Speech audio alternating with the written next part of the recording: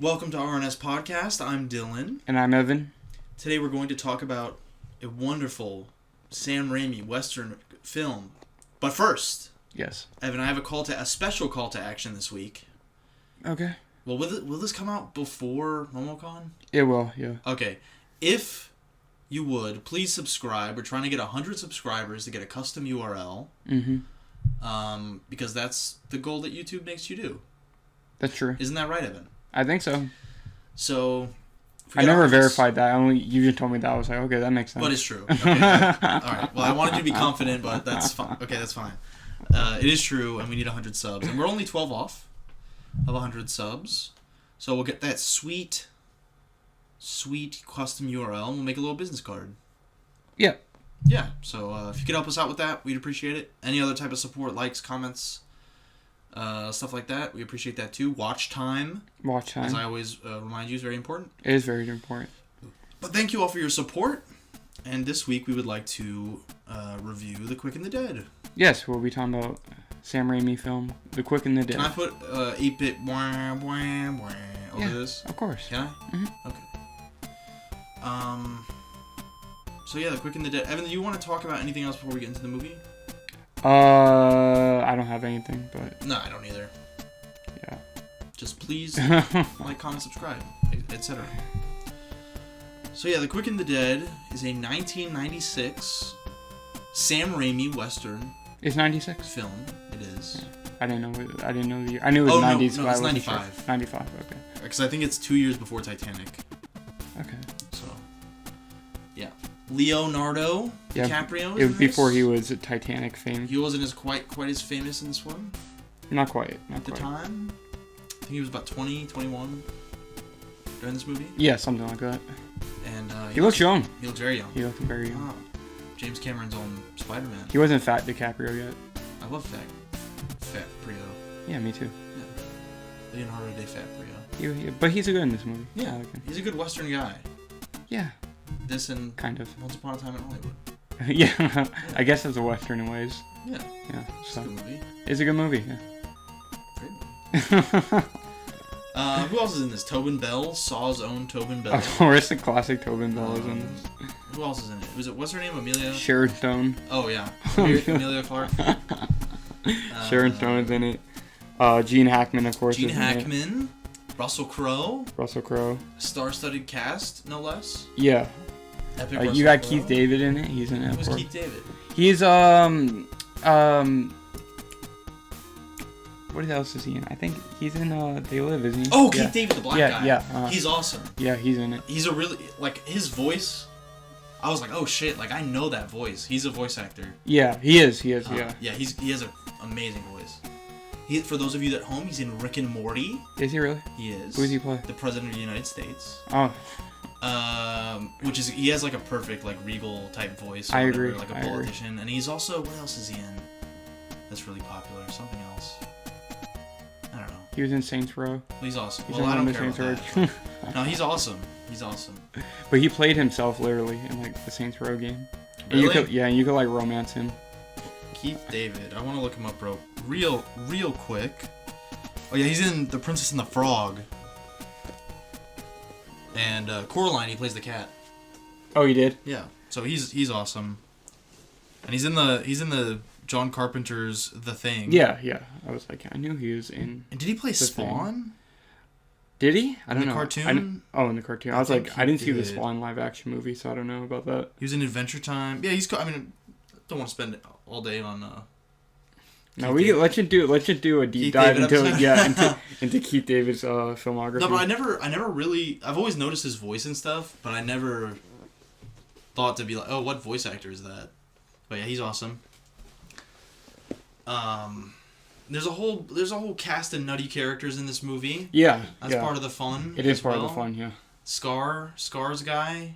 The Scar guy. Victor Zsasz. Victor Zsasz, yeah, the guy putting the cars in him. Guy who cuts himself for every kill. And then there's also Ace, who's funny. Which one is that? Ace is the guy that he talks a big game, Evan, but he put his money where his mouth is. And I had something to say about that scene, but we'll get into it. Oh my! I do. Oh my goodness! Yeah. But yeah, it's a very fun movie. It is fun. It's a cool Western. Yeah, it's very style over substance, but I don't think it's bad. Like, you know what I mean? No, it's like a very enjoyable movie, and it's interesting too because because last week we shit on Multiverse of Madness, right? Mm-hmm. Deservedly so. Oh, of course. But I was kind of thinking, oh, what if we watched a good Sam Raimi movie? And also, I've been very in the mood to watch a Western. Yeah. And then when I saw that Sam Raimi had made a Western, I was like, well, that's kind of what I was looking for. Yeah, so, yeah. I mentioned it to you, but I saw this movie a few years ago back in college. I always thought it was really good, and I'm happy now that I know someone else who has seen The Quick and the Dead. So, because I remember as well, Evan did a college course on Westerns. I did. I think we mentioned that in another episode. Spider-Man. Okay. I think we talked about it in Spider-Man. But yeah, I thought that would be interesting. We could have a little talk. You can share some of your, information that you learned. Hopefully. About the American Western. Yeah, hopefully. Be badass. If I still remember anything. I'd be interested to know. I do have that whole essay that I mentioned, but I'm not going to get into that because one day I'm going to make that cool video essay. Because it's already all written, so you know what I mean? Yeah. Just got to turn it into a video. That'll be awesome. Yeah, so keep your finger crossed for that. Well, Evan, where should we start? Where should we start? Do you want to start with talking about the characters of this film? Yeah. Because I feel like that's kind of where the heart is of this movie. And it's interesting because they kind of go out of their way to make it so, like, you never forget who anyone... Like, I guess for, like, a modern audience, it's kind of easy to be like, oh, well, they're just all wearing cowboy clothes, and it's, like, easy to forget maybe who you're looking at or who, like, keep track of who's who. But every character is, like, very defined. Yeah, by each actor, they're all kind of a trope. And yeah, exactly. And the way they're... and that's done very well, yeah. I like that, like... There's only, like, a couple major characters, but even all the side characters, they all feel very distinct. Yeah. And that's... Like, there's kind of...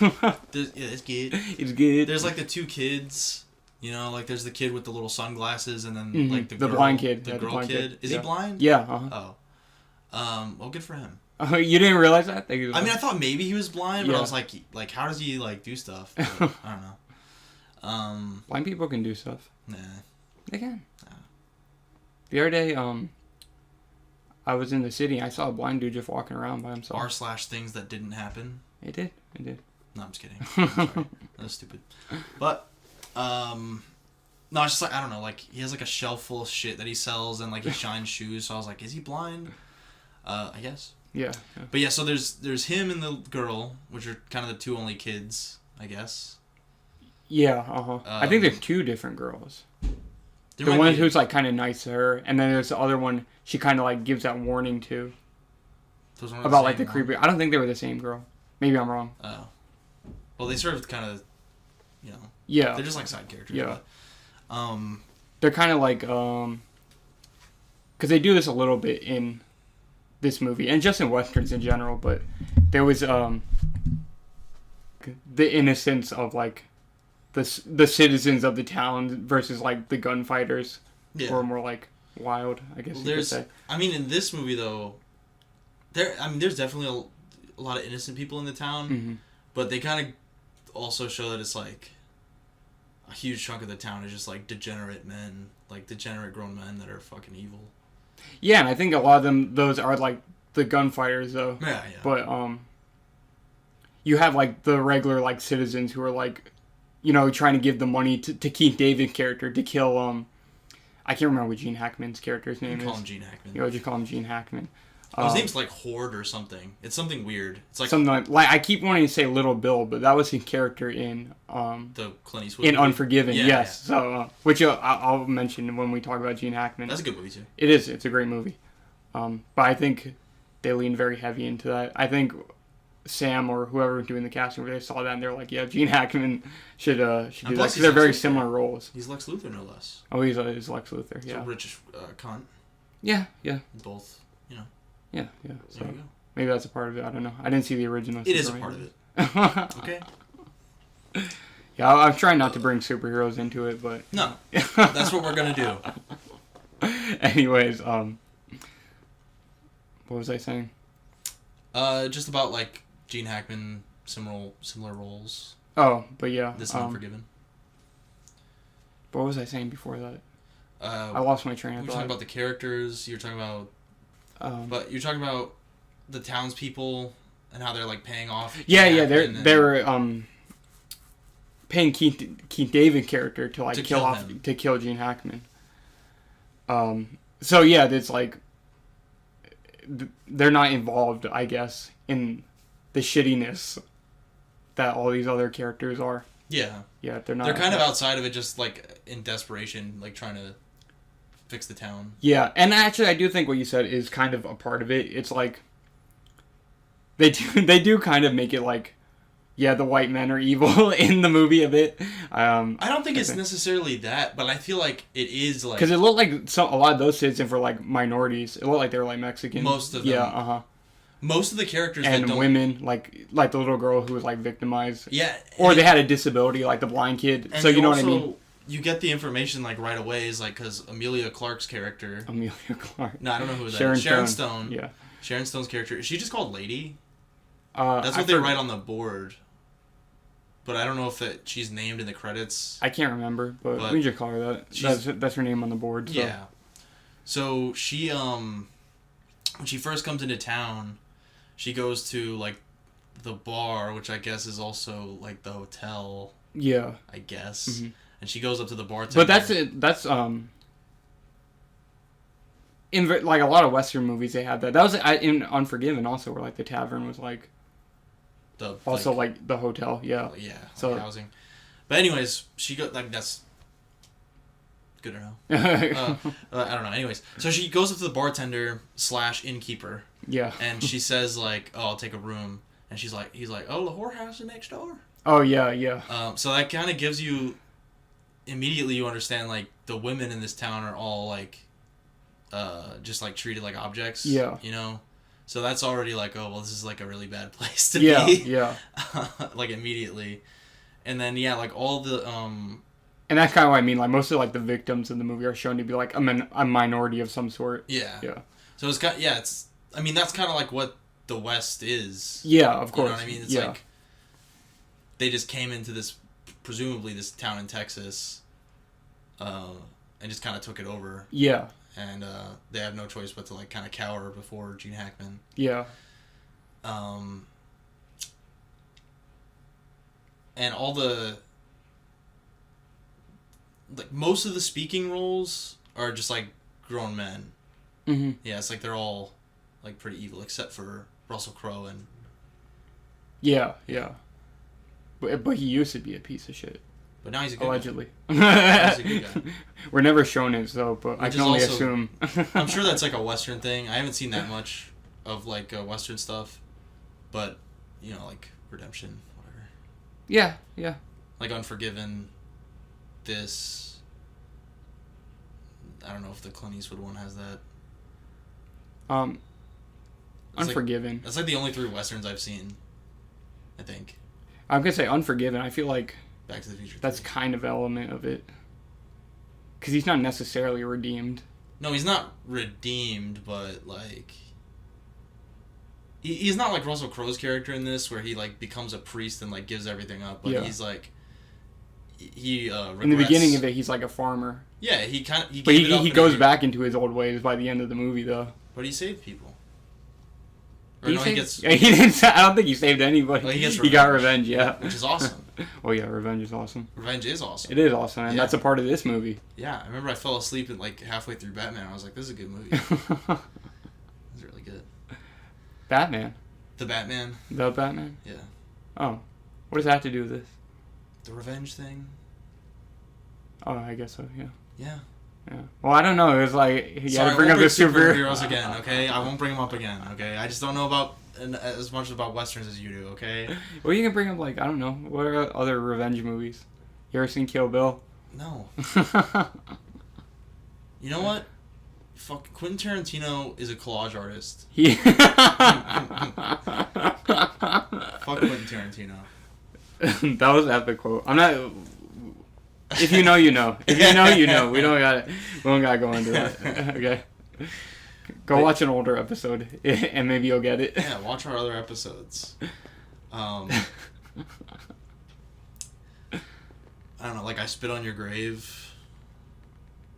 Yeah, there I've you never go. seen that, but I've heard of it. I'm just fucking with you anyways. But yeah, the revenge, that's a part of it. She, and actually that was, I guess they kind of show that maybe the town was somewhat decent. Well, you tell me, because I don't exactly remember off the top of my head. The town that Gene Hackman character, like, took over, it is the same town that she was in as a little girl, yes, right? Yes. And where Gary Sinise's character was, like, the marshal. Yeah. Okay. So, yeah, so maybe the town was, like, okay before, while it still had, like, the law over it. And now it's just, like, kind of unruly ever since the Gene Hackman character took it over. Yeah, because he's, like, the...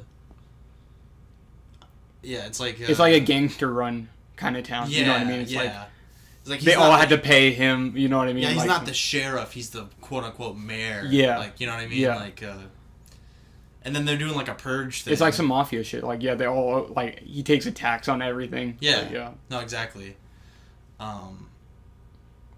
So, we haven't really talked about Leo's character. Yeah. I thought that was really interesting. One thing... Okay, so I'll get back into Leo's character in a second, but he plays a big part into something else I wanted to talk about. Like, the tension. Mm-hmm. I thought the tension was really good in the movie. Because they set up, obviously, very early on the contest, which is like a shootout contest. Yeah, which is awesome, by the way. That's just a really cool concept. It is really cool. Yeah. And the way it progresses is awesome. Because obviously it's like, you don't want to see, the nice lady kill the priest. Mm-hmm. And I think, were they calling him that as a meme? Like as a joke? Or were they calling him that because he is a priest now? I feel like he was just Christian now. He wasn't actually a priest. They were just like making fun of him. I thought they called him pastor. Whatever. It's the same thing. But no, he was. Like, he became... He was an actual... Yeah. Okay. Uh-huh. But either way, you don't want to see him kill the girl, and you don't want to see the kid die. Yeah, because eventually, they're all gonna face it off. Like, someone's gonna have to die. Like, you know what I mean? There's a period of time during the gunfights, or when it's like gearing up, is like, you don't know off the bat, are these like all fights to the death? Yeah, and initially they're not. They're not. Which I thought was really cool. And it was a good way of kind of showing like which of the characters were kind of like hardened killers and who wasn't. Yeah. Because you see at the very beginning with the Swedish guy, the kid, like Leonardo DiCaprio, he goes out of his way to not kill him. Yeah. And then she did the same thing. Yeah. Well, at first she ends up killing the guy, but... Well, because he comes after him. Yeah, yeah, but it was really clever that you don't know exactly what's going to happen in terms of like how the contest goes, and they also established like everyone in the contest is like a really good shot. Mm-hmm. So you think like, well, maybe they can not kill each other, mm-hmm. like very deliberately, because they're all like amazing shots. Yeah. Which is part of like the heightened reality of the movie. Mm-hmm. Like there wouldn't be that many good shooters with those terrible old West weapons. You know what I mean? But yeah, like that shitty gun he gives Russell Crowe. That was pretty funny. That was pretty funny. And the tension of, like, he's only allowed to have one bullet. Yeah. That was a good, like, addition to the tension. But then when things ramp up and all you have left is, like, Gene Hackman, Leo, and the lady and the pastor or whatever. Mm-hmm. When you only have those four left, I was like, oh, shit. Yeah, yeah. And I knew, like, I was like, damn, Leo's definitely going to die. You know what? That kind of shocked me a bit the first time I saw this movie. Yeah. Like, I don't know. I really didn't expect them to kill, especially since he's presented as like a very young character. Yeah. Yeah, I was like, I really didn't expect them to kill him off. It's very sad too. Like that scene is like very emotional. I knew he was gonna die because he's not the main character. Well, that's fair enough. Like I just knew. You know yeah, what I mean? And plus, it would go out of it. Not go out of its way, but it establishes Gene Hackman as like a complete piece of shit. Yeah, yeah. Like obviously he's already a fucking horrible person, but like the fact that you also at the end get to watch him like kill his son. Yeah, and not to get negative right away, but that's kind of upon rewatch, I was like, that was kind of my problem with DiCaprio's character. Mm-hmm. I feel like he doesn't really serve much of a purpose other than to just die. Like, he's a great character, obviously. He's funny. He's, like, very charismatic. He's a cool character. But it's like, I don't know if he really does contribute a lot to the story very much. I think... Besides just dying. I think there's kind of a little something deeper going on with that. Like, there's kind of a lion type of deal going on. You know what I mean? Well, what do you mean lion? Like, you know, like in the wild, like when lions... Like, and it's also, like, sometimes a storytelling thing. You know, like where the son challenges the father. Okay. Which is what happens in the movie. And it's like... I don't know, it's just interesting to me because Gene Hackman also, like, raised him into this environment. And at the end, he kind of tries to explain himself away. Like, he's not really talking to anyone in particular after he kills the kid. He's just talking to himself, really. Yeah. He's just like, what does he say? Like, oh, I gave him multiple chances to get out. Like, he should have got out. And it's like, it's because you raised him in this environment. Like, yeah, it's like, he kind of tried to have it both ways. Because, like I said, he did raise him in this environment, but at the same time, he kind of treated him like a piece of shit. You know what I mean? He's like, oh, you're slow as fuck. You'll never be like half the man I am. Shit like that, you know what I mean? So, I don't know if what I'm saying makes sense, but... He kind of egged him on to challenge him. Exactly, yeah. It's like, of course he's going to feel like, oh, like, he wants your approval because you did raise him in this world, but at the same time, you belittle him. You know what I mean? Yeah. So you're kind of perfectly, like, raising him to challenge him. You. Exactly. And that's kind of interesting. I didn't really think about it in that way. And that makes, like, Gene Hackman seem like even a bigger piece of shit. Because then, in a way, in that scene where you're trying to get him to get out of the competition, like that you have earlier in the movie, well, maybe it's a bit manipulative. Really. Yeah. So maybe Gene Hackman is just completely irredeemable. Because it is the same. It's like what he said. What does he say? Because I initially thought that scene was like kind of like a humanizing scene. Like, oh, maybe Gene Hackman isn't that bad. But when you put it like this, it's like, oh, maybe he really is just a manipulative piece of shit. When you, like, if you think about what he says, because he tries to get him out twice. Yeah. When he first tries to get him out, I remember he says something. He's like, okay, you proved yourself. You had your fun. Now you're done. Like, because he tries to get him out twice, right? Yeah, I think once at the gun store, and then once they're like walking out, he's like, yeah, you proved your point. Now get out. Yeah. Yeah. So I think, it was like belittling. It wasn't like a genuine, like, okay, son, like, I don't want you to do, like. Yeah, like, I don't want you to die, or I love you, or anything like that. No, it wasn't like that. Yeah. And he doesn't even really claim him. Yeah, because you see at the end, he's like, oh, there was no proof that he was my son. Remember, he says that. Yeah, he tries to, like, distance himself from killing his son. Yeah, that's an interesting way to put it. It's like, him saying that was like, it's not that bad. Yeah. Because there's no proof he's actually my son. Yeah. Which is like, I don't know. And the fucking, maybe my favorite part, especially for Gene Hackman's character, my favorite part with that, with the kind of the villain guy, is when he kills Ace. Yes, okay, so I wanted to talk about this scene. That part is awesome. It is awesome, but my problem with it is that this scene is literally taken from Unforgiven. No. It's No. There's like a same exact situation where he kills the duck of death in Unforgiven, and remember he calls him out in the same way. He's like, yeah, your stories are bullshit.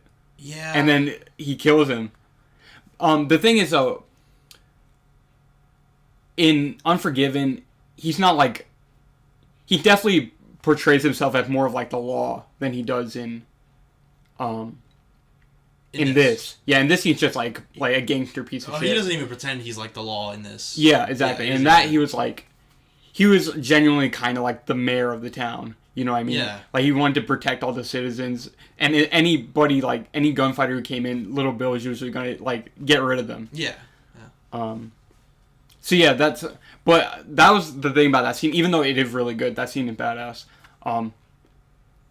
It's like exactly like the scene where he kills the Duke of Death. I think one part though that separates it is in The Quick and the Dead.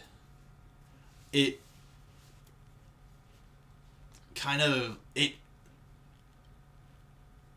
it's still funny. Mm-hmm. There's an element of it of the whole movie. There's an element of like. Well, this movie's very over the top. It's very over the top. But when he kills Ace, kind of, it stops being fun for everyone. Like, you know what I mean? Yeah. I feel like there's an element of that where it's like, okay, like, he just took it too far. Yeah. Like, because he fucking, like, I don't... Because at that point, no one has died, right? That's the first time someone dies in the contest, I think. Maybe. I think Maybe, so. Yeah. And he kind of... It's very, like... It's like a brutal death. Yeah, yeah. He shoots like both his hands, right? And then he kills him. I think he shoots him in the gut, and then he shoots him in the hand, and then he shoots him in the head. Okay, yeah. So, yeah, it's like a very brutal death. Yeah. And I think Ace... And like you said about the tension, then that... Because the tensions, as the competition goes, that was a good point. They escalate more and more. And it's usually because of him. Yeah. Like he, like, halfway through, he's like, okay, now it's about to the death anymore. It's not just who quicker, now you have to die. But, sorry, continue what you were saying. No, I don't know. It's just... I feel like and also, I feel like Ace was... He was more cartoony. Oh, definitely. Duke. Yeah, definitely. But yeah, if you don't know Unforgiven, that's also a good movie. Oh, it's amazing. A much longer movie than this. Yeah. I think Unforgiven is like 3 hours. I don't think it was that long. Probably like 2.5. I think it's like 3 hours. Is it? I can't remember. Either way, Unforgiven's fucking amazing. It is a great movie, though. Yeah. But it's just Ace being like a different character. And it doesn't feel... Because the Duke in that movie feels like a fraud. Yeah. Where Ace is obviously the same way, but Ace is kind of like...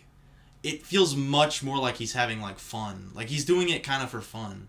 Yeah, because you see him, like, earlier, he does, like, the trick. Yeah. With the cards and stuff. Ace... And he does, even, he says it to him, I think he says...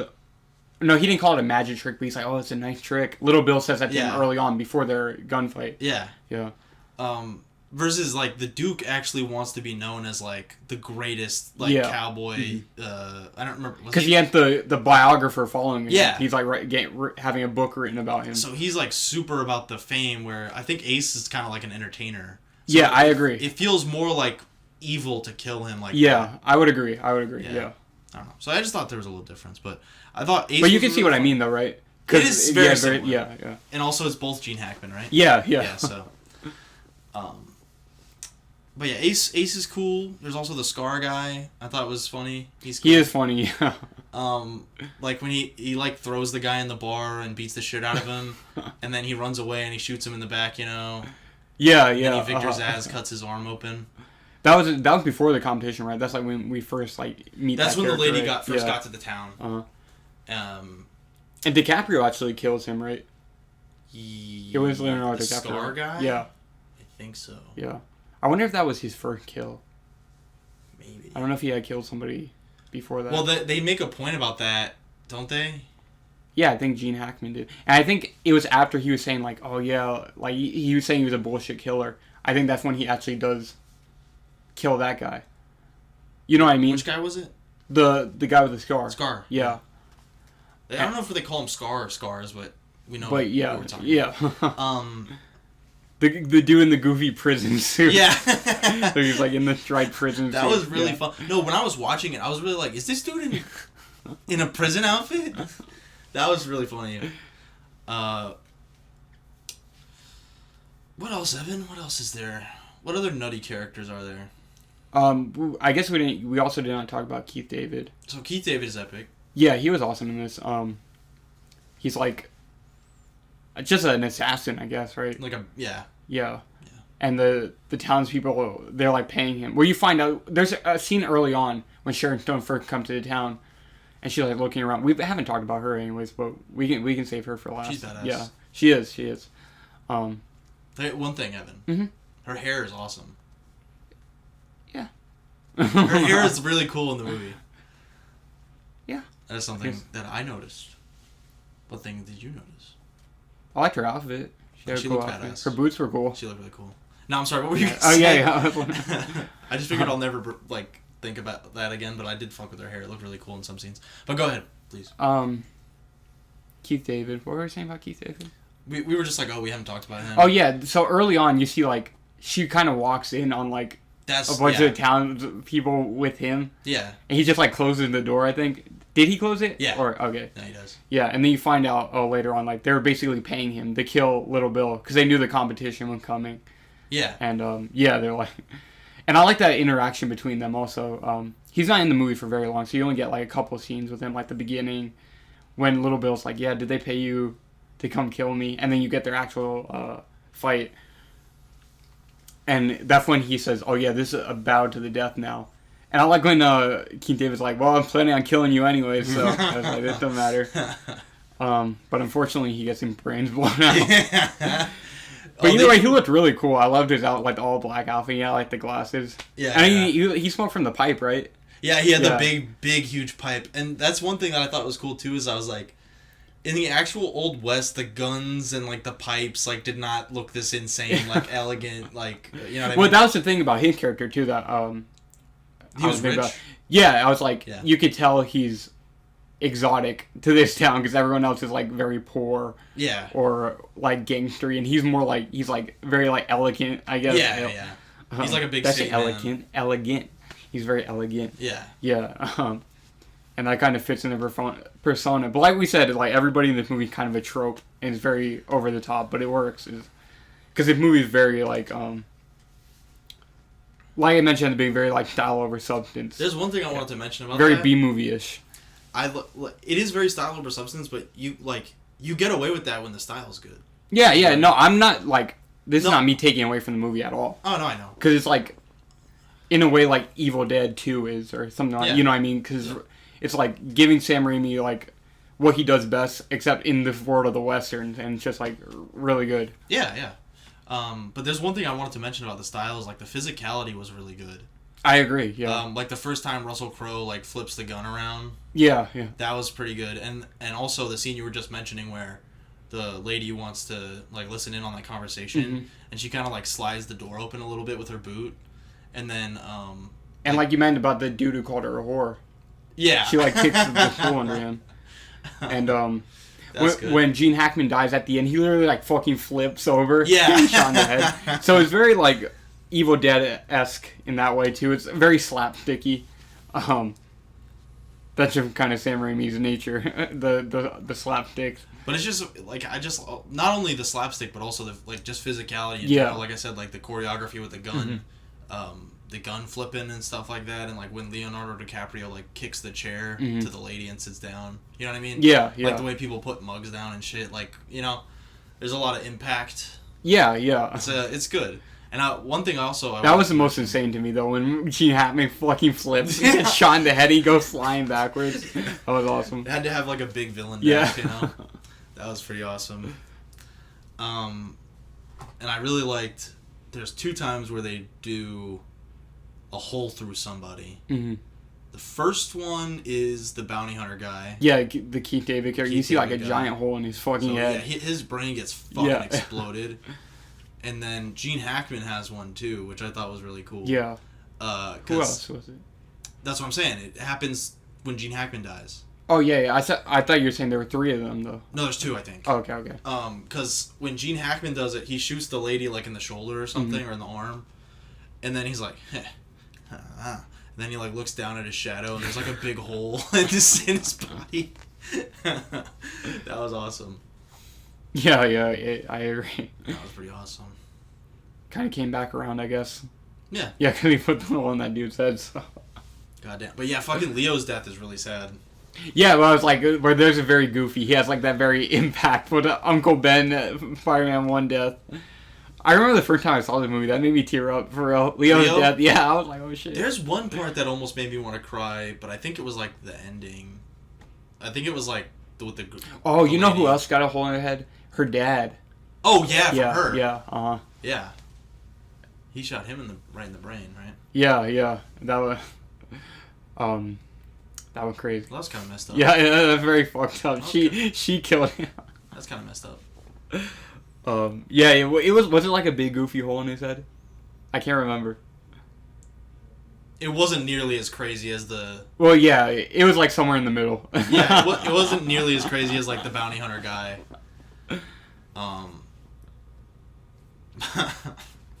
Okay, but do you want to talk about Russell Crowe's character? Russell Crowe. Russell Crowe. I like I'm skipping ahead a bit, but I like that he because like you said, for his character, it's kind of about redemption, I guess. You find out he's like he used to be part of Gene Hackman's like gang. Well, I think it was just them. What do you mean? I don't think it was a gang. I think it was just them. They were like partners. Well, you see, he has like multiple men with him. Gene Hackman. Oh, I don't know. And they mention, they say in the movie. Oh, when the dad dies, but I don't. Yeah. But they say in the movie like he was a part of his like crew. Oh, okay, yeah. But he was like, I guess like second in command or whatever, or like one of the better. Yeah, they were like partners, I think. Yeah. Is there some story he tells about them? Like, early on in the movie, right when he first do something. I don't remember. Yeah. But he kind of gave it up and turned to religion. So he's like a more conscious version. Not conscious. He has more of a conscience than I keep wanting to say Little Bill than Gene Hackman's character. They don't exactly say why though that he turned, or like what made him want to turn back. Do they? What made him want to quit? I remember there's one part where Gene Hackman's like, "When's the last time you held a gun?" And he's like, Yeah. So I don't remember. Maybe it was like if they expand on that or not. I don't think they do. They don't, right? Okay, so yeah, I guess whatever they did at the very last. The last time was too much. Yeah, exactly. That would have been interesting if they tied it around and made it like when it was they killed her dad. Yeah. But I think he was too young, so it's like, oh, they couldn't do that. You know what I mean? Because Gene Hackman's a lot older than he is. Yeah. So that wouldn't really work. But yeah. But yeah, so they didn't have to exactly go into it, but you get the idea from that line, like you said, like whatever it was, like it went too far. Yeah. Well, they mentioned some story about them like robbing. Yeah, it's early on in the movie. Something. I can't remember, but so yeah, he's like kind of he became a pastor or whatever, a priest, whatever it was. And then Gene Hackman kind of brings him back in. I don't know why exactly. Well, I think it's like he thinks he's like better than him. I think there's two things. I think Gene Hackman is like jealous of Russell Crowe. That's what I mean. Yeah, and I also think he thinks that Russell Crowe thinks he's better than him. Exactly. I think it's both. Because he's like, oh, I wanted to fight you since we met. Like, yeah, and it's like you say, he tried to distance himself from being like a piece of shit as much as possible. You know what I mean? Like we said, when he tried to kill the kid, he made it seem, oh no, that wasn't my son, or he like disguises what he's doing in the town and protecting the people. You know what I mean? Yeah, he posits himself as like the mayor of the town. He's basically doing the purge. Yeah. Like he's like, oh well, this is how you keep these people in line. Like, yeah. Do this weird murder contest. Yeah, pretty much. Yeah. Very similar to Unforgiven. Not the competition, but like the fact that he didn't want like any gunfighters in town because it kind of a threat to his power. But yeah. Anyways, that's neither here nor there. What was I saying? Yeah, so I think the fact like that Russell Crowe is in this position as like a priest or a pastor or whatever, it makes him like feel like a piece of shit in comparison.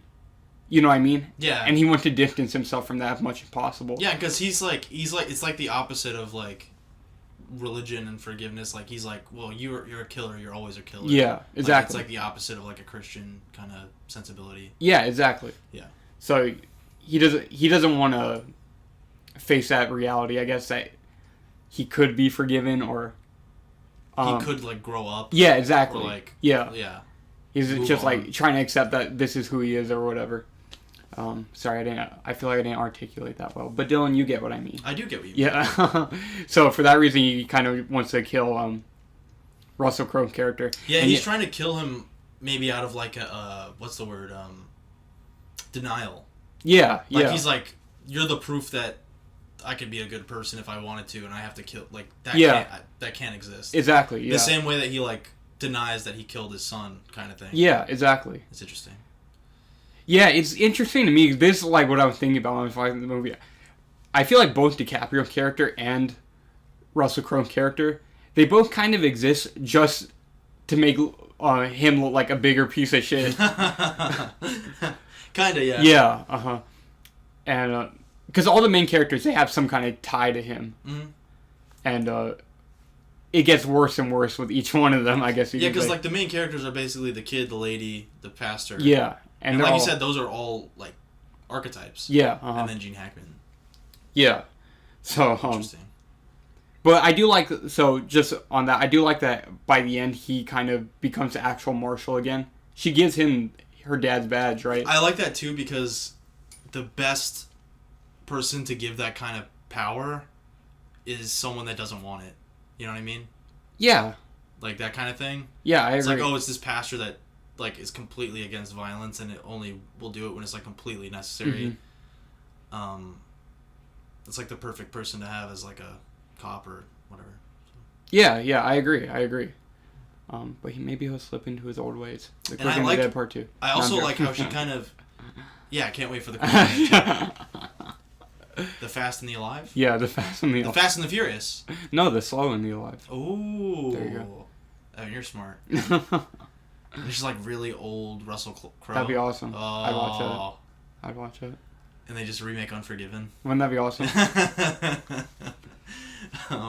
But I really like at the end, too, how she's kind of like, well, I did this all out of revenge. Like, I'm not a good person.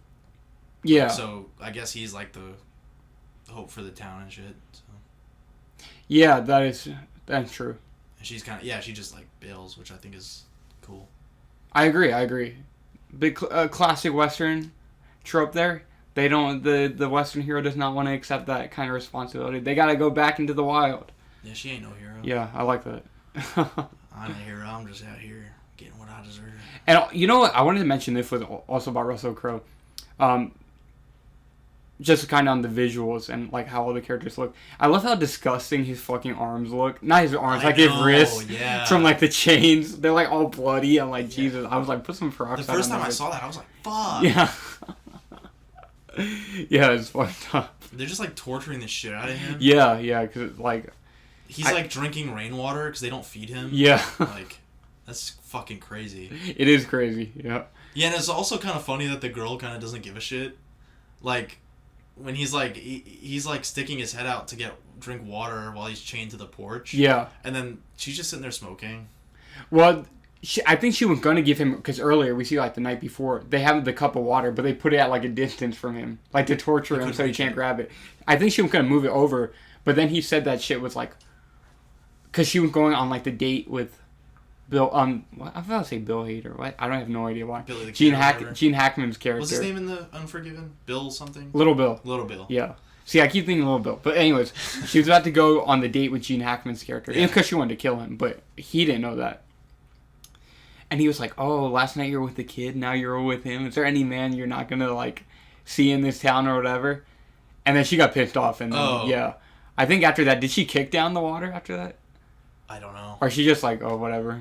Just Wait, like, I think maybe she did. I don't know. Did she? Yeah, but anyways, she wasn't going to give it to him, though. Because you see, the two of them kind of take to each other right away. Because she's the only other character who has kind of some morals. Well, besides DiCaprio's character, I guess. But kind of in the same way that he does. Because like we mentioned earlier, she wanted to like take care of the little girl and things like that. Which I like that part when she like kills that guy. Yeah, that was awesome. That was cool. But I actually had to look up how old DiCaprio was because I was like, didn't you fuck a kid last night? Like, yeah, we mentioned that. Yeah, but no, he was like 22, 21. Yeah.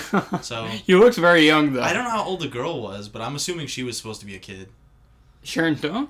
No, the girl she saves. Oh, I thought you were talking about DiCaprio. No, the girl she like, well, she doesn't like save her, but she like gets like revenge. Oh yeah, but I assume that he was older than her. Yeah, because that's like a little girl. Well, it's just because, well, no, she's not that young.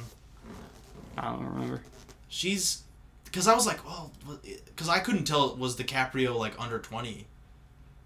And you know how in movies, like, if someone's under 20, they might be supposed to be playing 15. Yeah, like, I don't know. But the point was, I like that part where she gets revenge for that girl, like, being sexually assaulted. Yeah. We shouldn't say the R word, because we'll get flagged, I guess. Yeah. Yeah, I like that scene a lot, too. It was just like that. He does a really good job, Sam Raimi, by training, like, all the characters, like, complete pieces of shit. Like, you mentioned, as, like, they're, like, disgusting, like, it's very over the top. Also another part, like he's like the greasy fat fucking fuck. You know he's what I this mean? disgusting fat British toothed like. Yeah, exactly. His teeth are fucked up, aren't they? His teeth are super fucked up. Which if that's the actor's real teeth, I'm sorry. I don't think they are though. No, probably not. Because they're like huge. Yeah. But what the fuck were we talking about? Oh, another part that was like it was like super over the top, but it was like disturbing. Is the first time they loot a body. Yeah. With Ace, because they strip him down to his underwear. Yeah. And they steal all this shit. It's fucking crazy. It was crazy. They do that a few times. Yeah. And then it kind of pays off in a way at the end where like what's his name? They do it to Gene Hackman. The Undertaker guy. Like the Tobin Bell. Like the Undertaker. Tobin Bell. Sawzone Tobin Bell. Yeah. And he kind of like holds her and he's like, "No one touch her." Yeah. Like, you vultures, get away. So it kind of pays off, I guess. Yeah. In that way too, but it was just the first time was like disturbing, but it was funny too. Yeah, but also it kind of shows how desperate. Oh, they're all very desperate. Yeah. But it was also disturbing to me because like this guy was like I was saying, kind of like a silly like showman kind of guy. Yeah. He wasn't like I was saying, he's not serious like the Duke from Unforgiven, and he's not serious like Gene Hackman or something. Like he's just kind of like what Gene Hackman said didn't sound like that much of an insult to him. Like when he was like, "Oh, neat trick." Yeah. And he's like, "Thank you." Like it was a neat trick. Like he kind of seemed like he was just kind of doing his thing. He's like an entertainer. Yeah. He's like, "Oh, I'm Ace. You know what Ace means?" Like he, So when he gets shot dead, and then everyone just like loots his body, it's like holy shit. Like he was just trying. That scene is awesome. It really is. That was a great scene. It's great. Yeah, it was great. And also, we didn't really talk about the first scene where they're kind of doing like writing up the board for the tournament. Yeah. Kind of. I didn't know they had what's it called, like tournament Smash Brothers tournament boards back then. I didn't know that. But yeah, they're writing that. The scene where they're writing that up. That was really cool too. Yeah, where they drag in Russell Crowe, and we were talking about this earlier, like the slapstick and stuff like that. Like the way they fucking throw. They treat him like a piece of meat. They throw Russell Crowe in the bar hard as fuck. I laughed. Yeah. Because it's like a pretty like big bar. They throw him through the door, and he flies so hard, and then he hits the bar. Yeah. Like they throw him like 20 feet or something. Yeah. Yeah, so that was funny. And then that whole scene is awesome, and the kid hits on the lady, and then it was badass when she shoots the rope. The lady shoots the when they're about to hang him. Like Back to the Future 3. Because that was like, right after they're like, a lady can't shoot or whatever. No, Gene Hackman says no, what's his name? Okay. The bartender guy is like, it's against the rules to have a lady shoot, and then Gene Hackman's like, there ain't no rules against it. Ladies just can't shoot. Yeah, and they all start laughing, and then guess what? She proves them wrong. She proves them wrong immediately. Yeah. We haven't really talked about her very much. I think Sharon Stone is great in this movie. She is. Yeah, she's very badass. She's very and cool. She does look really cool. Since you mentioned that, I really love her. I thought the hair was interesting. That's why it took me a bit off guard. You're like, her hair looks really cool. I'm like, yeah. There's one part, cool. I forget how they have it. I forget exactly how it looks, but there's one part where her hair is up. And it looks really fucking cool. Yeah, I can't remember off the top of my head. But in general, her hair looked really cool. It was kind of like stringy and curly, and like it's weird because everyone's hair, like not everyone, but a lot of the characters' hair looks like perfect, and then like you said, like the fat guy, like he's like greasy with disgusting teeth and everything. It's like everyone's agent was like, no, not the hair. Like, just leave the hair. Like, let's have good hair. Yeah. But then the rest of them is fucking disgusting. Yeah. Well, Russell Crowe looks like disgusting in the movie, but like we were saying though, because like how he was treated. Yeah. Like they're not like taking any care of him or whatever. But her and like DiCaprio, they both look like perfect. And everything Gene Hackman does, I feel like that could be interpreted as like nice is like not nice. No, like we were saying, it's very manipulative. Yeah. Because there's another part where in a different movie you'd almost think it was like a respect thing, but it wasn't. Like when he kills the guy who is torturing Russell Crowe's character. Yeah. Like he literally kills him because he wants a fair fight with Russell Crowe, not because like Russell Crowe is hurt or like disrespected. Oh yeah, because he wanted to prove that he was better than him. He kills him because he's mad there's not a fair fight. Yeah, exactly. Like that because he wanted to prove himself, right? Yeah. That's interesting. That was a great scene though too. That was when that guy is just running. Or was he count down to 10? I think he's like, "Time's up, Patty." Yeah. I don't know what his name was, but and they like throw him the rifle. Yeah. And that guy looked disgusting too. like all the villainy like side characters all look like fucking horrible. That was really funny. But yeah, on her though, like we were saying, she looked really cool. She is a badass in this. We haven't gotten much into her motive. There's not a lot to say, it's a bit but silly. Yeah. Well, the flashbacks are kind of silly. It's like it's a very over the top kind of like revenge backstory, but it's like it is what it is. Yeah. So she came from that town, and then I guess she. Well, it's silly how she. Okay, so what happens is they're gonna kill the marshal of the town because he wants to take over the town, like we were mentioning earlier. And in classic Gary Sinise playing her father, the marshal. Who's that? He's what's his name? Lieutenant Dan. Lieutenant Dan. Yeah, they got Lieutenant Dan on here. Yeah. Oh shit! I didn't recognize him. Yeah, it was him. But so they were gonna hang him, and then she's like, "No, don't kill my dad," because when she was a little girl. And Gene Hackman's like, "Well, you know what? We'll give you a chance. If you can shoot down the rope, we'll give you 3 shots. If you shoot down the rope, he can live." And of course, she shoots him in the fucking brain. Shoots him directly square in the brain. Yeah. And after that, I don't know what happens. Like, well, they took over the town, obviously, but like, did she just leave? She must have left. Yeah, she just left. She must have left. And yeah, we don't really find out like how she was trained or anything. Not that it was needed or anything, but she's she's a bit of a Mary Sue. No, I'm not even saying all that. I'm completely joking. Okay. I'm completely joking. I was like, I'm not even saying that. No, because it doesn't matter in this movie at all because everyone's just a great shot. Yeah, because it just doesn't matter.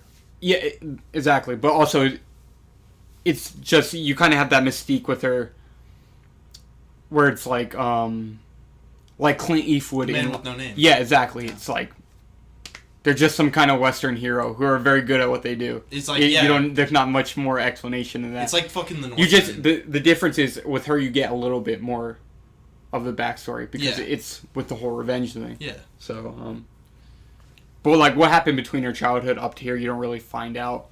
The only real connection she had to another character, besides Gene Hackman, obviously, in Tobin Bell's character, who knew her when she was a little girl. I guess she must have been around maybe a little bit longer because I think she was there when he buried her dad, right? Yeah. Maybe she left, or I don't think she was because I think she left probably right away because of the badge.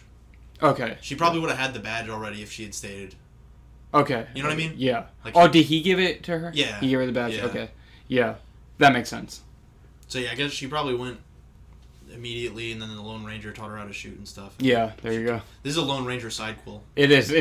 So. But yeah, she was really fucking cool, and like you said, she's kind of she's like the Man with No Name kind of thing. Yeah. Like, she's not like a super.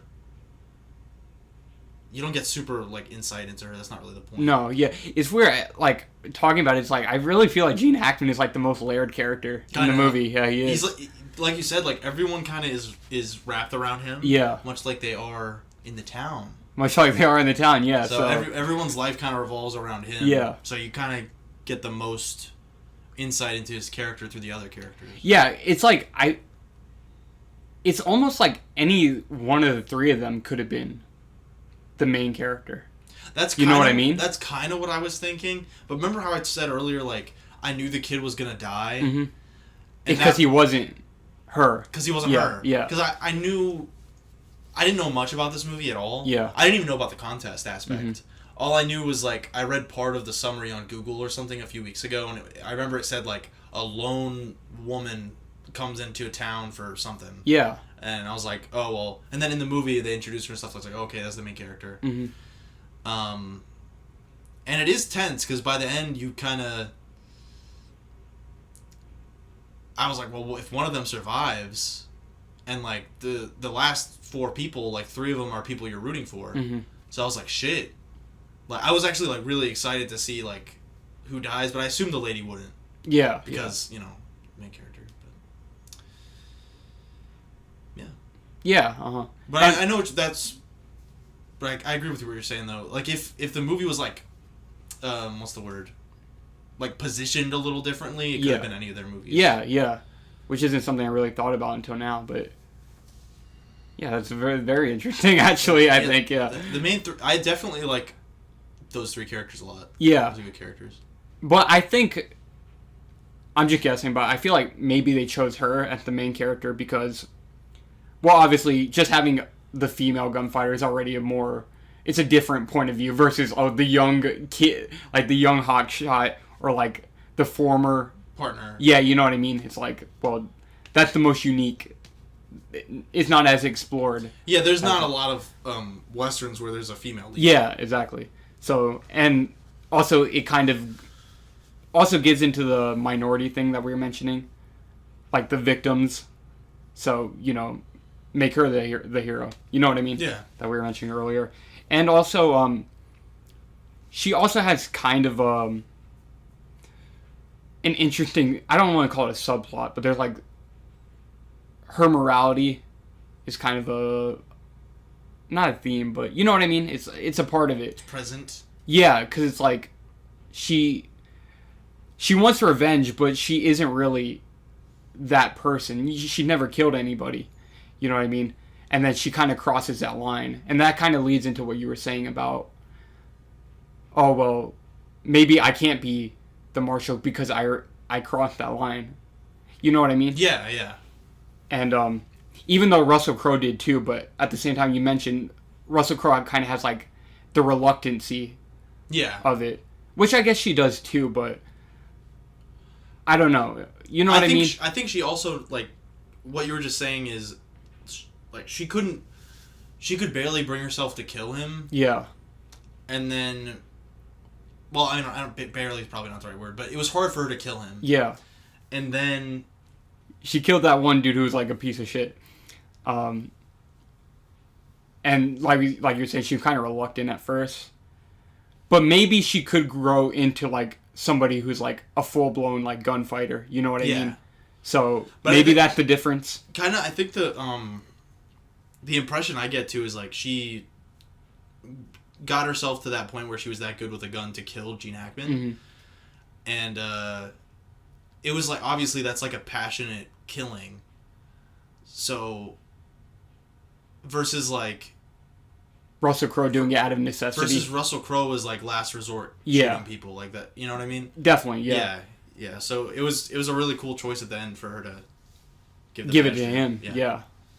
And it's like you'd almost expect that to be like a sentimental like thing about her dad, but she gives it away. It means more to her that there's a new sheriff. Yeah. Versus her having that thing, you know. Yeah. I think that's cool. That's a sweet moment. Yeah, that's really cool. Yeah. So yeah, that's something that kind of they build upon throughout the movie. So that gives her a bit more leeway to be the main character, I guess. Yeah. Versus the other two, but there were elements like we mentioned with what's the kid or Russell Crowe character that they could have easily explored more of if they were the main characters. Yeah, if you just like, you really could just move some stuff around. Yeah. Because really, the main character is Gene Hackman. Yeah, yeah. And like I said, until we started talking about it, that's not really something I thought about. Because, like, yeah, he definitely has the most depth. Yeah, he's of like all this, the characters. He's like a Walter White type guy or something. Yeah. Because just in the fact that he is connected to all the characters and you get his background, I feel like you know the most about him than any other character. That's interesting. That is interesting. Yeah. The way they kind of... Like, without him, the movie doesn't exist. Yeah. Because you could do the movie without one of the other three, like, good guys, quote-unquote. You know? Yeah. But it's interesting, too, that, like... I feel like Leo's character does represent kind of, like, Gene Hackman's, like, denial and his rejection of kind of, like, reforming or anything like that. And obviously Russell Crowe does, too. Mm-hmm. But Leo they go out of their way to kind of make him like, he's like the. It's a crazy that he was as good as he was, because he was Gene Hackman's son, or at least, I mean, maybe he wasn't his son, but he was raised by him. Yeah.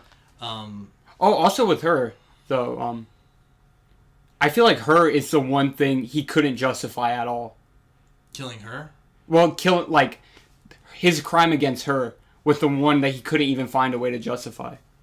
What did he do? Killing her dad. Because, he finds, we were talking earlier in the episode, he finds a way to justify what he's doing with Russell Crowe, or his son. Right. But with her, it's there's nothing. You know what I mean?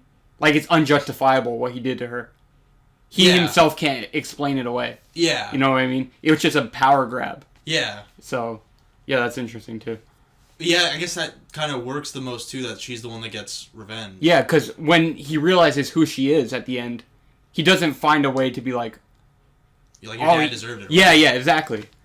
So, that's kind of cool. Yeah. Yeah. Yeah. It's like a karmic kind of thing. Yeah. Which is something... That's classic Sam Raimi. Classic Sam Raimi, it is.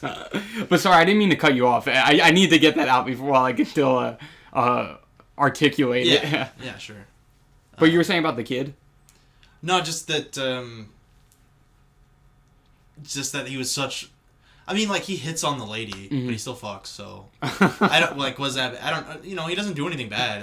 He's not a rapist, he's not greedy, he's not, He mentions that he was like, I was robbing banks or whatever, but you never find out for sure, but it kind of hinted at that he was probably lying. Yeah. Yeah. He just wants his dad's respect. Exactly, yeah. Which part of that is being a piece of shit. Yeah, so, exactly. Yeah, you never really see any of that, too. Mm-hmm. But also, like you said, they imply it's not even true, so... Yeah. Well, there's a lot more going on in this movie than I actually thought going into this episode. Talking about it, I'm like, yeah, this movie actually has a lot more going on in it, than I thought about. It has a pretty clever, tight, Leave it to genius Sam Raimi, though, main of course. 4 characters. It reminds me of Batman Begins, kind of. Superhero. Of course. I was just fucking with you. No, I know, but I just wanted to mention this because it's a really clever way to write a movie. Is you have, kind of like a 4-sided thing. Mm-hmm. In Batman Begins, it's Ra's al Ghul, Scarecrow. Ra's al Ghul, Scarecrow. What is the mob guy in that one? I don't know. Is it Falcone? Maybe. It is. Let's say Falcone. Yeah. Falcone, Scarecrow, Ra's al Ghul, and Batman. And no, it's who did Christopher Walken play? And Max Schreck. Yeah. No. But it's there's kind of a similar thing going on there. Where there's a 4-sided thing, but the difference, I guess, is in Batman Begins, it's the one hero and 3 villains, and in this it's 1 villain and 3 heroes. Yeah. I guess. Yeah. And it's not really about morality as much in Batman, but it's how do they utilize fear? Mm-hmm. The mobster with the systemic fear, Scarecrow with the literal drug and the psychological interest, and then Batman using it as a tool for fighting crime, and whoever the other one was, Ra's al Ghul is close to Batman but not quite. Mm-hmm. It's an extreme version. Yeah, so it's kind of similar in this movie. Yeah, where it's Leo, he's kind of what his dad doesn't want him to grow up to be, or something like that, Yeah. And then well, I'm sorry. While you were talking about that, about Batman, I just had to say, whoa, the Batman did kind of bite Batman Begins a lot in that way, didn't it? With the fear? Not fear, though, but the vengeance thing with Riddler and Batman. I wouldn't say they bit it. Well, I shouldn't say bite, but it's very similar. We had talked about that anyways. But that's the thing with superheroes and Batman, pretty constantly. Not really in that way as much, but it's always they're a dark reflection of Batman. Yeah. So they just kind of picked the revenge. Yeah. Kind of angle. Because they Scarecrow scares people, Batman scares people, Penguin's rich, Batman's rich, that type of shit. Yeah. So it's not I won't say they bit it, but yeah, superheroes. But I don't know. It's just a clever way to write a movie where you have clear cut, different angles on kind of the same. I don't know, not the same character, but angles on the same idea. Mm-hmm. Yeah. I agree. Yeah. Thank you, Sam. It's very dynamic. Very dynamic. And then no, it's for real. And like you said, we had mentioned just the way all the characters are very distinct. It really adds to that. It's clever. You know what I mean? Because if they were all like, just the same guy in a brown. You know hat, what I mean? Yeah, like, It wouldn't. Yeah. It would not be nearly as interesting. So that works with it well. And then it's really clever too the way they do it, because in a movie like this where there's kind of a lot of characters. They're not all like super heavy duty, but you remember them. Yeah. Like Scars is the guy with the scars. Ace is the guy with the aces, etc. and so forth. Lady is the lady. Kid is the baby one. Lady's the lady one. Russell Crowe is Russell Crowe. The pastor is the pastor. Like, it's very, like, on point. Well, yeah, they just call him the pastor. Yeah, and they don't bother with, like, oh, his name's Thomas McClane. Yeah. Like, it's like, quickly gets you on board. Makes you understand. It's the perfect Western, kind of, to show, like, a random person. Yeah. You know what I mean? I agree. I think, like, Unforgiven is kind of heavy and long. But if someone was like, oh, fuck it, like, you want to watch a Western? Like, I would put this on for sure. Yeah. Like, you can get on board with this movie, like, so easy. Because it gives you that, like you said, and also you get the action from it. Just the fact that there's literally just a gunfighting competition in it. You know what I mean? It's like, you're never going to be hurting for the cowboy shootouts. Exactly, yeah. It's going to be happening the whole movie. Yeah. It's like the perfect Western to show, like, a normie. Yeah. Yeah. It's like all the elements of a Western heightened. Yeah. Yeah, that's really cool. And I like her. We didn't talk about her little climax and moment. Oh, you want to talk about something? I was going to say, just going on that, I remember when we watched this movie. We being you in school? Yeah, for class. Is it the first time you saw it? Yeah, that was the first time I saw it. The reason, like, we were talking about when we watched it, was like in the era, like, post-Western era, where the post-Western era. I don't know if that's, like, the actual name for it, but that's what I'm going to call it. But you mean after Westerns were, like, after being popular in, like, the 60s or whatever? And it's, like, an era where they're, like, very self-aware. And then in that way, this movie is very self-aware in that, like you were saying, it's all the elements of a Western, like, heightened. Yeah. It gives you everything. Like, just have fun with it. Yeah. Kind of thing. Yeah. Yeah. Like, it's not, like, parody. Because it's, like, around the same time we watched something like Blazing Saddles. It's not, like, Blazing Saddles. Not at all. But it borders on parody. Yeah. Yeah. Because, there's a difference between satire and parody. I can't remember which is which. Yeah. But one is... I wouldn't even call it a satire necessarily, but... Well, like, But what I mean is, like, one of them is, like... It's like a love letter versus, like, tearing something down. Yeah, One of them... I forget which is which. I think satire is the one that's, like, mean, and parody is the nice one. I think. Yeah, that sounds about right. I think so. So this is bordering on, parody. Yeah. But it's not. Yeah. Yeah. I guess if that makes sense. Epic. Epic, indeed. Yeah, it's very epic. But, like I said, it's a great movie for, like, a normie kind of person if you want to watch a Western. Because it's very fun, too. It's super fun, visually great sound design, like the Clanklin spurs. Yeah. And I thought one part was awesome is when they first drag in Russell Crowe and they throw him hard as shit at the wall, right? And then Gene Hackman's like, "Can you are you still fast?" And he throws the water at him. Yes. And they had that just moving into his hand. That was awesome. Yeah, that was fucking great. That is awesome. It's just a really good movie. I'm sorry. I remember when I was rewatching the movie the other day. I was like, when I saw that moment, I just laughed my ass off. It's like really, like it's so goofy, but it's so badass at the same time. You can definitely, like... The way you said it, are you still fast? Are you still fast? And he chucks the water at his head. Because that's like... And you wrote this on Letterboxd, too. Like, right? Shout out to our Letterboxd accounts. Of course. But, we need to start putting the links in there. But I remember you mentioned something about putting the links. If you link outside of YouTube in the description, it hurts... They're assholes. Yeah. It hurts... What's it called? Assholes. Engagement. It hurts engagement. They're assholes. But, or not engagement, but it hurts the... how much they push your video out. Yeah. But anyways, well, do you want to shout them out real quick for anyone listening? Yeah, my letterbox is Ninten Kage, ignore the stupid weeb name that I made up. Kage. Yeah. His little brother made it, so... Yeah, my little brother came up with that. So that's not even his fault. Mine is DY. So much better. So you should, yeah, because when you got me on Letterboxd, I was like, no one uses this shit. Like I could probably get the the username D. Yeah, it's blown up quite a bit. And then it didn't work, and then I got when we first started using it. It has. Yeah. It's become pretty known. Yeah. Especially. I think because IMDb died, so everyone's like, all right, just use Letterboxd. That might be part of it, and it is just a good. Platform. Yeah. It's pretty fun to use, but you wrote on your review that was like, oh, people are saying like Multiverse of Madness is classic Raimi. Yeah. This is classic Raimi. Yeah. And as someone that's not like a huge, like, obviously I'm a big Raimi fan for like Spider-Man, mm-hmm. but I'm not like a huge Raimi fan in that I've seen all his movies. Mm-hmm. But I could see it for sure. Yeah, of course. Yeah, it's awesome. I would say this is way closer to like the Spider-Man movies than Doctor Strange's. Completely agree. Yeah, completely agree. Multiverse of Madness is just like Endgame Avengers bullshit. Yeah. Spider-Man, though, I would say it's played a lot more straight, though, than like this is. Or like the Evil Dead movies. I would say this and Spider-Man are pretty close. You think so? In terms of how straight it's played? I don't exactly agree. Because you still get like all this, like the Sam Raimi over-the-top elements in Spider-Man, but I feel like the drama is played very straight.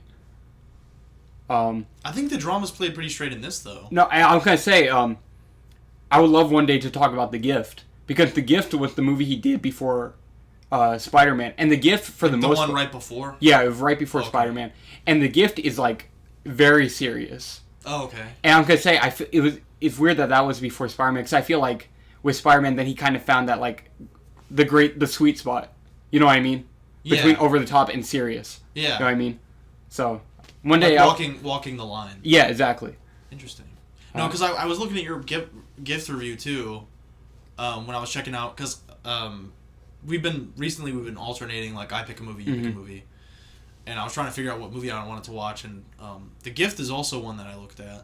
It's a good one. It's a good movie. I'm probably going to watch that one soon. Yeah, and because I don't remember what it even was, but I read the description, like the synopsis, and I was like, oh, that sounds good. Yeah. But it's like, that's like, of what I've seen of Sam Raimi's movies, I've seen almost everything except Wizard of Oz and Simple Plan. Those are the only ones I've not seen. Simple Plan? Yeah.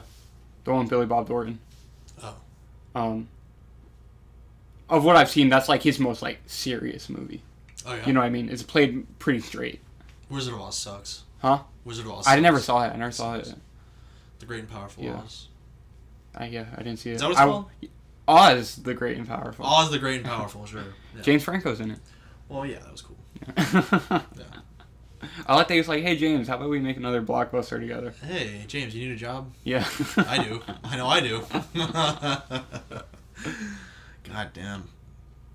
But I hope he makes something else soon. Yeah, me too. I hope he goes to fucking Universal and like makes Son of Dracula or something.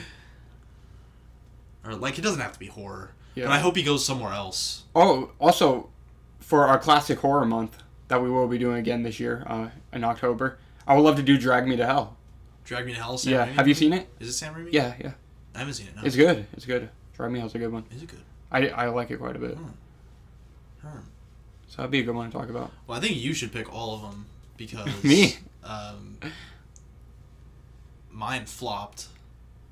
Just Trick or Treat. But Trick or Treat and The Fly both flopped. But, well, The Fly is amazing, so I don't give a fuck. We got to talk about it. And Trick or Treat I had never seen, and I liked it a lot. Oh, okay. So, yeah.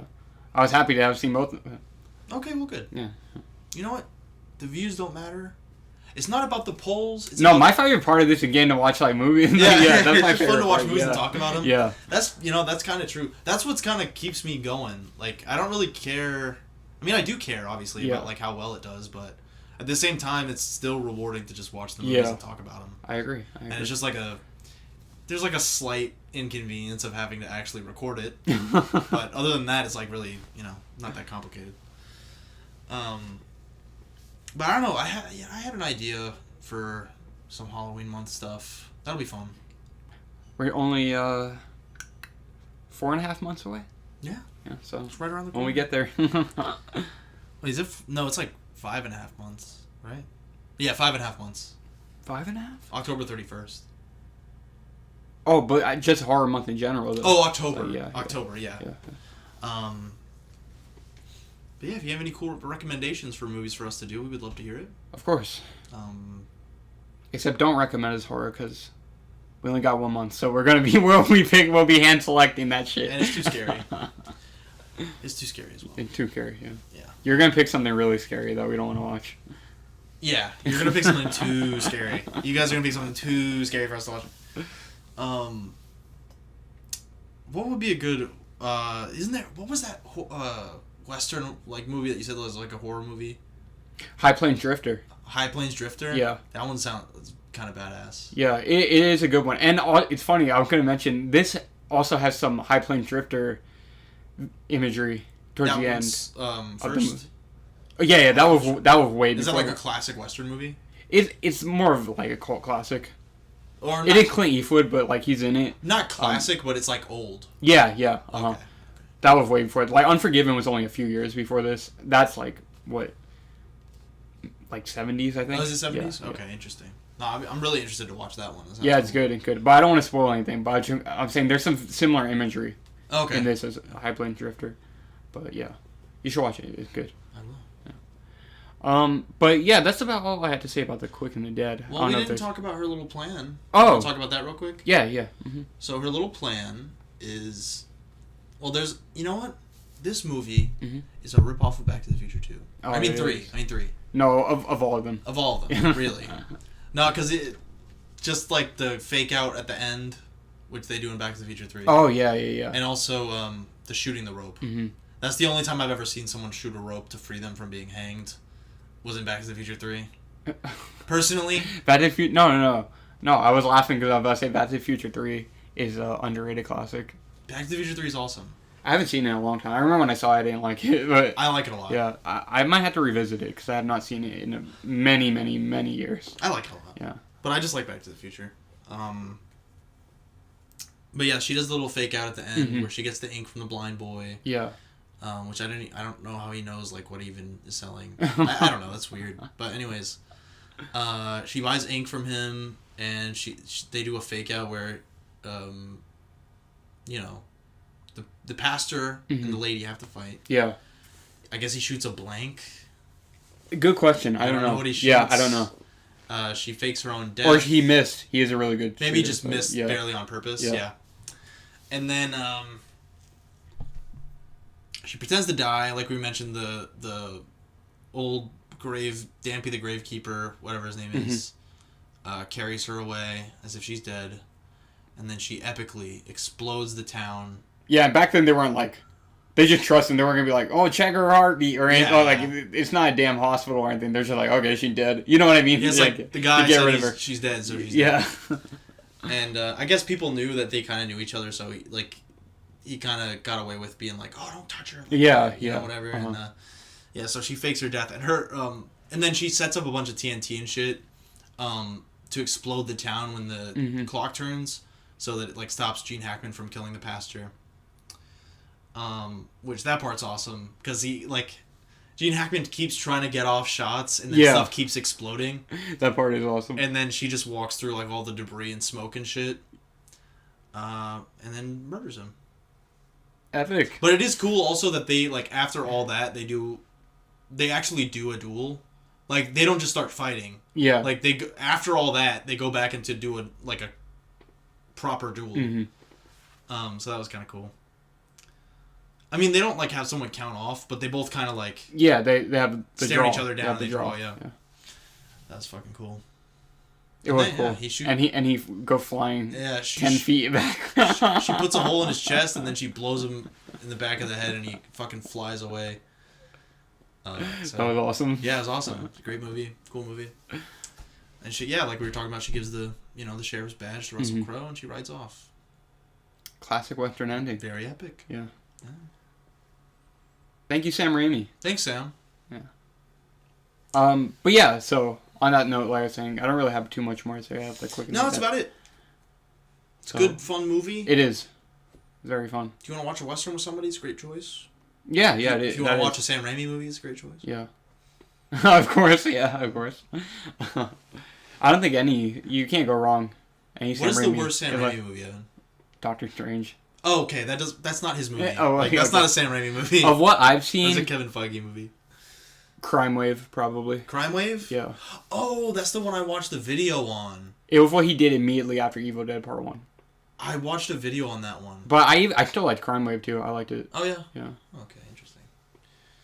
Well, I don't think I've seen Evil Dead 2, and I haven't seen Evil Dead 3, whatever. What is it called? Army of Darkness. I haven't seen Army of Darkness. You haven't seen Evil Dead 2? We watched it on Halloween, remember? A few years ago. Wasn't it Evil Dead 1? No, Part 2. It was the one in the cabin, right?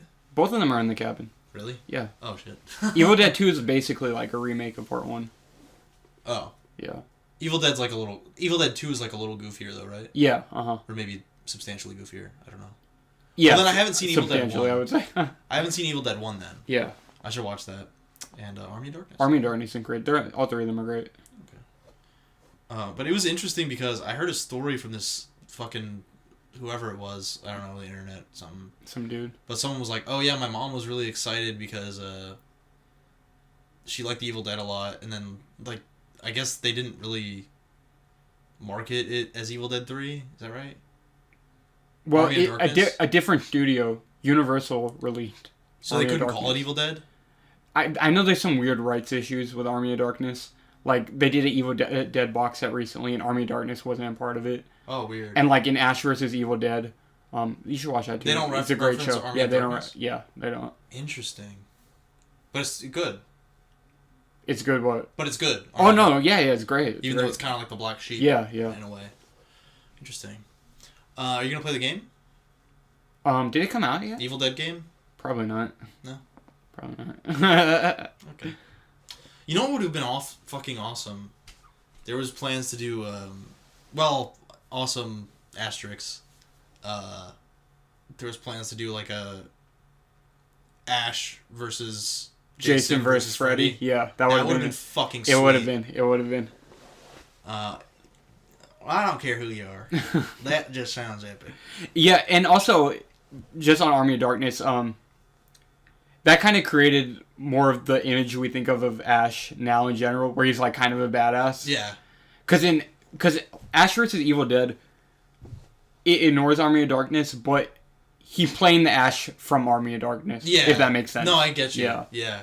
Because they're kind of not allowed to. They're not allowed to like carry off of that movie, but they still wanted to keep that progression. Yeah, of his character as being like an action hero. Yeah, exactly. Because in Evil Dead 2, I mean, he gets the chainsaw handle at the end, obviously, which is awesome. He got the shotgun, but for the most of the movie, it's just him getting the shit beat out of him. You know what I mean? It's like a goofy slapstick movie. Whereas in like Army of Darkness, he's like way more badass, you know, and he's like the hero. You know what I mean? So it's more of that version of him. Like you said, they wanted to keep the progression. But the show is good? Yeah, it's great. I watched, I think, the first 2 episodes, or the first episode. He's like talking to some kids or something. I don't know. I don't remember that. He's like in a bar. He is in a bar, yeah, in the first episode. He's like talking to some kids. To kids? He's talking to some kids. I don't remember that. They're like college kids. Oh, okay. I think you meant like not children. Little kids, but like, I don't know. I watched part, I was like, yeah, I think that happened. I have all 3 seasons. I like them a lot. Maybe I'll have to check it out. Yeah. The ending is really interesting of the last season. Is Sam Raimi involved in it? He produced the show, and then he directed the first, like either the first 2 episodes or just the first episode of the of the show. Yeah. Okay, interesting. But yeah, Sam Raimi, thank you. Thank you, Sam. You're very epic. We love you. We do. And yeah. Sam Raimi forever. Sam Raimi week. Sam Raimi month. We'll eventually review every Sam Raimi movie. Like I said, I would really love to do The Gift after watching it. It'd be interesting to talk about it. Well, like I was saying, I'm probably gonna watch that one. Mm-hmm. So, yeah, we do that one. Yeah. Evan, do you have any more thoughts not related to The Quick and the Dead? Do you want to get anything off your chest? Yeah, I'm quitting RNS podcast. Oh, no. What am I gonna do? JK, I can never quit. Okay, I'll never quit. I'm contractually obligated to do at least 2 more years. Until death do us part. Until death do us part. Thank you for listening. Check out The Quick and the Dead. I was actually pleasantly surprised to find that it was streaming on Netflix. No, we don't. We want the Tubi sponsorship, not the Netflix. I mean, personally, I would prefer to watch all the Tubi ads and watch it on Tubi, but unfortunately. Because Netflix are gonna put ads apparently by the end of this year, so fuck Even Netflix. with the paid subscription, they're gonna up their price of the non-ad subscription. Probably. I think maybe. Fuck Netflix. Anyways, Evan's a hater, but it's fucking. If you have Netflix now, you can watch it without ads. The Quick and the Dead. No, I wasn't hating. I hated on their business practices. All right. Well, I'm just trying to let our viewers know, Evan, that it's easily accessible to most people right now. If you want to watch it, please watch it. It's very underrated. Nobody talks about this movie. It's very underrated. No. So if you want to flex on your ex, and she posts on her story, oh, Multiverse of Madness is peak Sam Raimi, be like, bitch, you ever seen The Quick and the Dead? You ever seen that one? No, fuck no, you ain't seen that. So, yeah, fuck Marvel, Sam Raimi for life. Evan, can we end off with one fun question? Mm-hmm. If you could have Sam Raimi direct a film in any property, what property would you pick? Spider-Man 4. Okay, good choice. I like that choice. I'm gonna pick that one too. And then we'll end out right here. So I'm gonna give my rating of 3 out of 3 stars. Oh, nice. I give it an 8 out of 10. I think I gave it 4 out of 5 on Letterboxd. Yeah, that's what I gave it to. Rounded up. So, yeah, 8 out of 10. So yeah, great movie, great time. Great time was had by all. Thank you for watching and listening. Please leave a like if you enjoyed this episode. Please. And like I said, we're trying to get to 100 subs so we can get a custom URL. We're only 12 away. Very close, so your subscribes matter. They do. And that's about it. Thank you for listening. Thank you. Goodbye.